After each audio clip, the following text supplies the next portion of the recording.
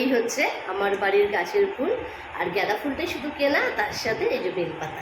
ঠিক আছে, তো বলো ফুলগুলো দেখে তোমাদের কেমন লাগলো?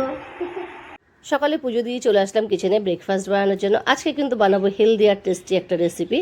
সবাইকে শুভ সকালের অনেক অনেক শুভেচ্ছা। চলো রেসিপিটা শুরু করি।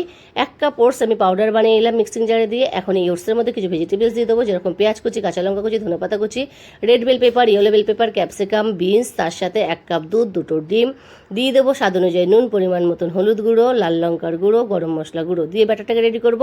ব্যাটারটা যদি বেশি গাঢ় লাগে তাহলে অল্প জল দিয়ে একটু পাতলা করে নিতে হবে। তারপরে কিন্তু ব্যাটারটা 10 মিনিটের জন্য আমি রেস্টে রেখে দেবো। রেস্ট হতে হতে ওইদিকে গ্যাসে আমি তাওয়াটা গরম করে নেব।